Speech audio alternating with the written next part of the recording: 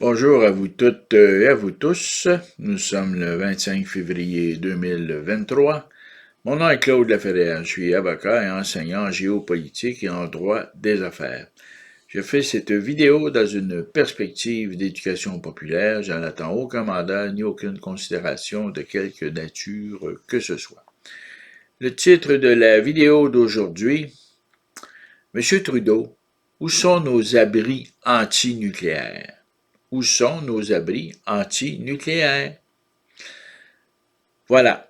Récemment, on apprenait que la Russie avait mis à jour, rénové, voire agrandi les abris antinucléaires un peu partout sur son territoire, et en particulier dans les grandes villes, et qu'on y avait installé aussi des systèmes d'interception antimissiles ou anti-aériens plus généralement. Donc, la Russie a mis en place un dispositif de défense en cas d'attaque et surtout en cas d'attaque nucléaire. Maintenant, nous savons avec les discours de M. Biden et de M. Zelensky et de Vladimir Poutine que l'épicentre du conflit de la Troisième Guerre mondiale, puisque c'est comme ça maintenant qu'on doit l'appeler, c'est l'Ukraine, mais qu'en réalité, c'est l'ensemble du monde occidental qui est visé, de même que la Russie. Voilà.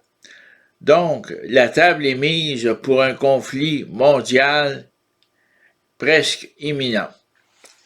Allons maintenant dans les détails en ce qui concerne les fameux abris. D'abord, il est important de dire et de préciser que généralement, il y a des données objectives dans ce conflit. On entend beaucoup d'experts de plateau donner leurs opinions à gauche et à droite, et on n'a pas l'impression que ces experts nous font avancer dans notre compréhension du conflit. Néanmoins, il y a des données objectives. Qu'on soit pour ou contre l'Ukraine, pour ou contre la Russie, c'est pas important. L'important, ce sont les données objectives, les faits. Et les faits sont les suivants.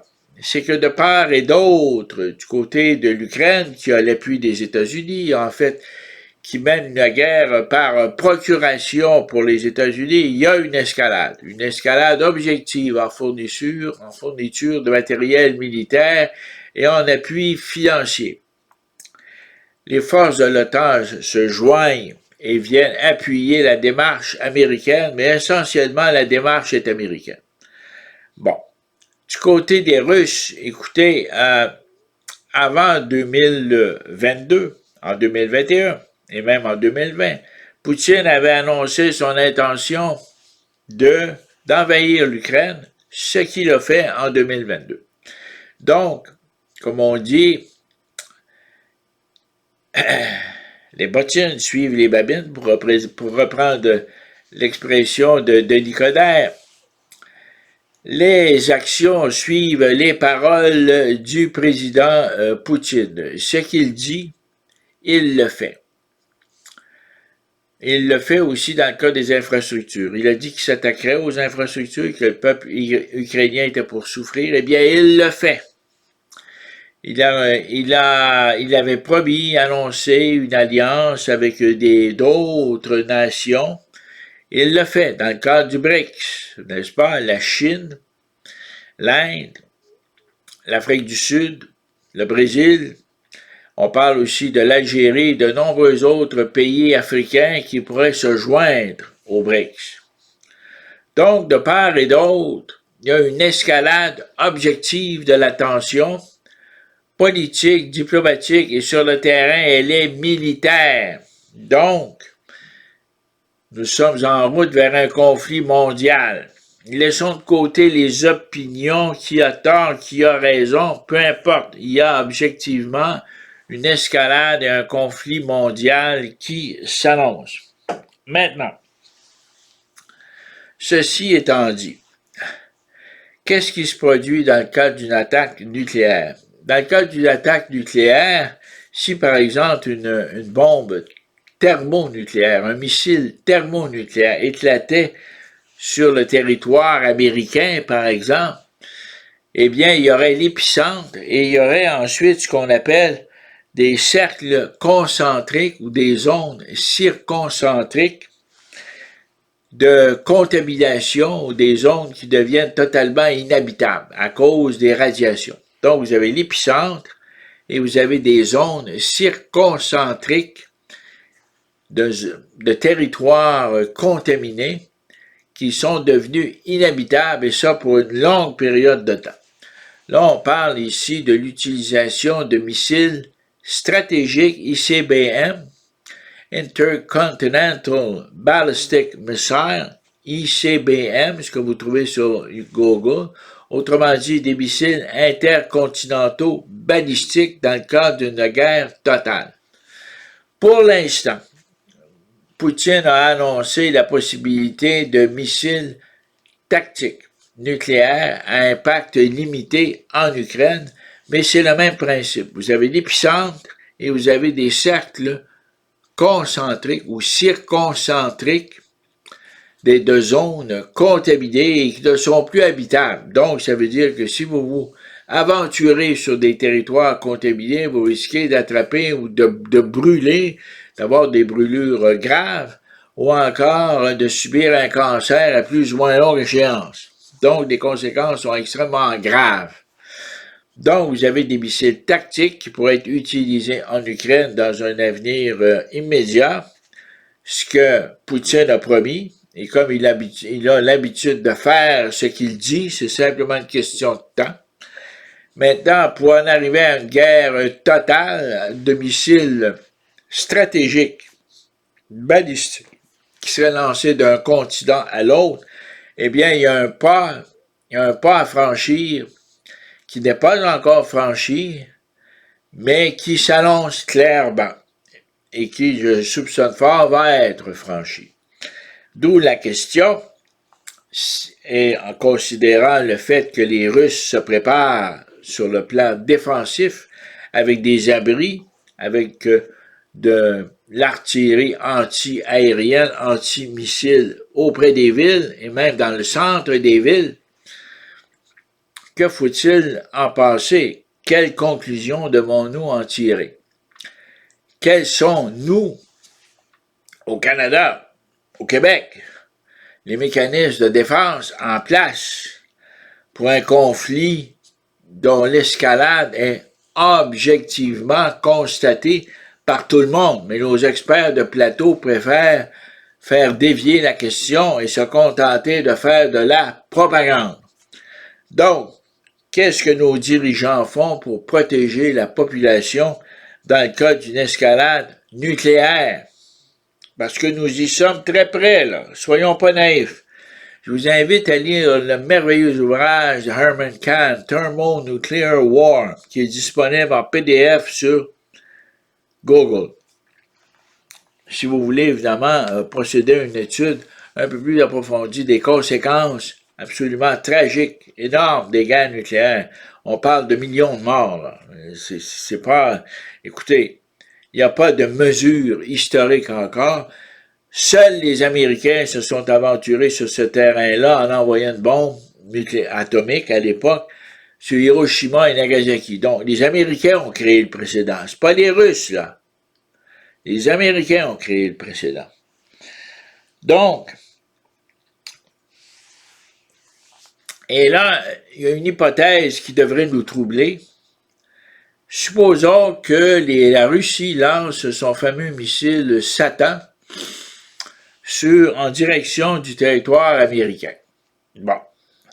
Supposons que le système de défense antimissile américain fonctionne bien et que le missile Satan explose à 40 000 ou à 50 ou à 60 000 pieds de hauteur dans l'espace aérien au-dessus des États-Unis. Quelles pourraient être les conséquences de l'explosion d'une arme d'un missile thermonucléaire à une altitude de 60 000 pieds au-dessus des États-Unis? Eh bien, écoutez, il n'y a pas d'études objectives qui ont été faites là-dessus parce que sur le plan expérimental, ça n'a encore jamais été tenté, mais les conséquences sur le climat et sur les radiations qui pourraient être répandues à une vitesse absolument incroyable eh bien, les conséquences seraient tragiques, même pour le Canada, même pour le Québec, même si c'est une ville américaine qui est visée. Si un ou plusieurs missiles thermonucléaires explosent en haute altitude, quelles vont être les conséquences pour des territoires situés à une distance quand même assez importante? On parle, par exemple, d'une ville du centre des États-Unis qui serait visée. Est-ce qu'il pourrait y avoir un impact au Canada? Ben, la réponse à ça, moi j'en suis convaincu, c'est oui, même s'il n'y a pas vraiment d'études qui ont été faites là-dessus. Donc, on peut penser que les conséquences sur le climat, sur la contamination par les radiations seraient absolument épouvantables. Donc, malheureusement, on constate, je le répète, une escalade objective des tensions de part et d'autre, ce qui nous mène tout droit à la guerre nucléaire, ce que Poutine a annoncé. Soyons clairs, il l'a annoncé, c'est pas de la spéculation, là. Hein, il avait annoncé l'invasion de l'Ukraine, il avait annoncé son opération militaire spéciale, il l'a fait. Zelensky bénéficie de l'appui inconditionnel de Biden et de l'administration américaine. Biden est au pouvoir jusqu'en 2024. Donc, d'ici ce temps-là, il a le temps de déclencher une guerre nucléaire, de part et d'autre. Soyons clairs, je ne prends pas position ni pour une partie ni pour l'autre. Je me base sur des données objectives et je pense à la sécurité nucléaire. Où sont nos abris antinucléaires au Québec? Où sont nos abris antinucléaires au Canada? En Russie, ces abris antinucléaires peuvent recevoir des milliers de personnes. Ils ont été aménagés afin que les personnes puissent vivre sous terre de longues périodes de temps. Mais ici, au Québec et au Canada, n'est-ce pas, où sont nos abris antinucléaires? Est-ce qu'on va nous laisser griller vivants par les radiations, subir les conséquences pour d'éventuels cancers? Voilà. Je soumets tout ceci à cette réflexion aujourd'hui. Hier, on a fait, partout à travers le monde, on a fêté la première année de la guerre en Ukraine. Est-ce qu'on a vraiment évalué toutes les conséquences à moyen et à long terme, de part et d'autre, à partir de faits objectifs, et non pas à partir de spéculations d'experts de plateau? Voilà, oui, comme disait un humoriste américain au sujet de la guerre nucléaire, je vais le dire en anglais, si jamais il y avait une attaque ou que des missiles thermonucléaires atteignaient notre territoire, au fond, tout ce qu'il y aurait à faire, comme on dit, drop your head between your legs, kiss your ass, and say bye-bye. Voilà, c'était ma vidéo d'aujourd'hui. Je vous invite à aimer ou à ne pas aimer, et surtout à partager, parce que cette vidéo est d'une importance capitale pour nous-mêmes, nos familles, les générations futures, et prendre en compte l'inaction, l'aveuglement de nos dirigeants, de tous nos dirigeants. C'est incroyable ce qui se passe, c'est une marche à la mort que l'on célèbre en agitant des drapeaux. Quelle stupidité, quelle inconscience, quelle imbécilité, je n'en reviens pas. Là-dessus, il fait soleil. Je vous souhaite à toutes et à tous une bonne et excellente journée, à aimer ou à ne pas aimer et à partager surtout. C'est très important. Bonne journée. Au revoir.